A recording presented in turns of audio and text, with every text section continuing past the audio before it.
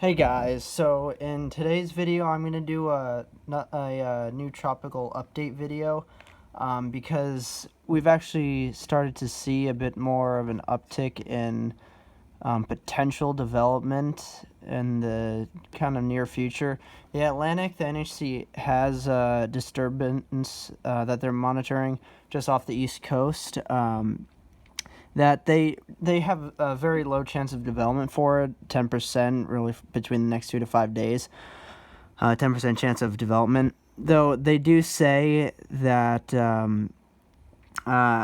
as the disturbance is forecast to move northeastward, a non-tropical low-pressure system is expected to form tonight or early Sunday, and although significant development is not anticipated, the system could briefly acquire some subtropical characteristics when it moves over the Gulf Stream on Sunday. Though further development after that is not looking really likely at all. But development really is not looking likely at all anyway with this system, though there is a chance. So I personally do not really think that this system will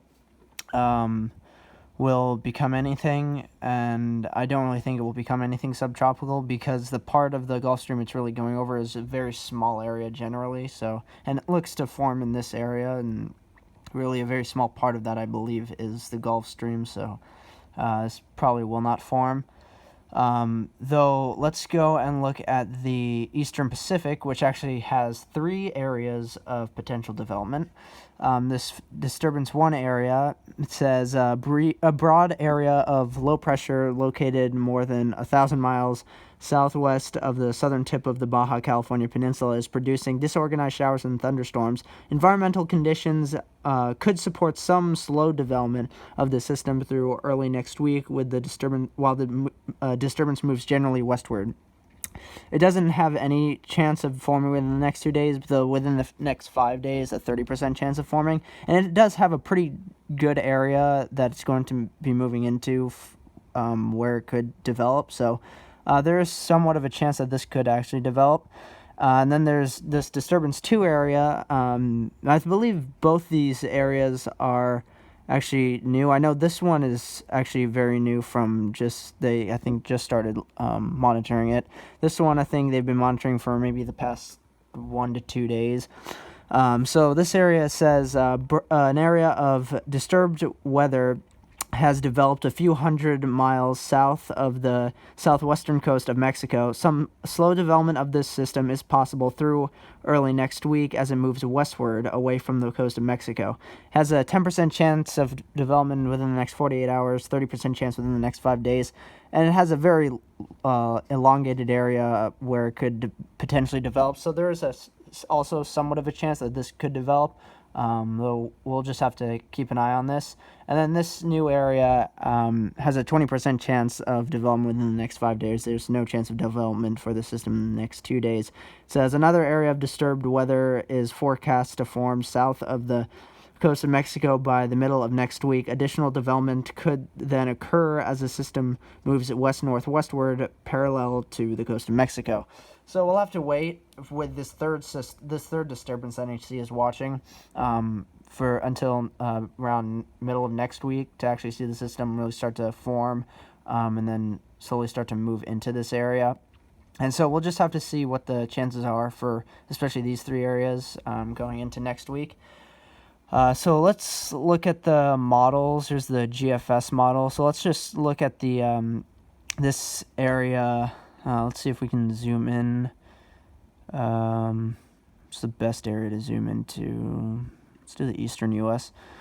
So you can see there's this area over here this is the disturbed area that the NHC is monitoring, and as we move this farther out in time, you can see it kind of tries to actually become a little bit better defined. Of course, this definitely looks more like a subtropical system, as they were saying, and as we head farther out in time, it just starts to die out real quick after that. So really, if it were to try and even develop into anything at all, it would really have to be within the next day and a half maybe at most, because after that it'll just die out as it heads farther northeastward. So yeah, that's really this Atlantic system. By the way, for the Atlantic, for if any of you are wondering, when the next potential Atlantic systems could form, I'm thinking that after the Saharan dust that is going to be moving through the Atlantic, and actually also come over the U.S., especially along the Gulf Coast and Florida, and up into the south central areas of the U.S., which will make actually the sunsets really beautiful for those areas going into the early to mid part of next week. After that all clears out, which I believe it'll clear out fully by next weekend, there's another Kelvin wave that will move in that I believe currently is in the Central Pacific right now. It'll move into the Gulf, Caribbean, Atlantic area, and start to make the development for tropical systems in the Atlantic a lot more favorable. So I'm thinking the next good chances for development for the Atlantic hurricane season will be during the final few days of June, going into the beginning few days of July. So really, honestly, not too longer now that we'll start seeing the Atlantic start to try and ramp up again. And I do think that Edward will be our first actual hurricane of the season. But we'll just have to see what happens really with those. So now let's look at the Pacific. Let's see here, the Eastern Pacific. And so, okay, so here's this first area. Here's the second area, and then the third area we'll see form as we go farther out in time. So you can see this first area starts to try and develop. Actually, it does start to actually develop a good bit there, 1,004 millibars. Oh, it actually looks like it could really develop according to the GFS model. Gets down to 99. It starts moving really out towards the Central Pacific. Looks like it'll last maybe a few days, maybe. But this actually does look like it could be our next named Pacific system, in all honesty. So yeah, we'll just have to keep an eye out on that. That second system maybe could potentially become a very brief tropical storm, but I don't really think so. You can see that there, right here. You can see that progressing, and then it'll just die out. And then here's this third system forming parallel to the Mexico coast, and move this farther out in time, and you can see it really actually tries to get its act together and could be another named storm for the Pacific hurricane season.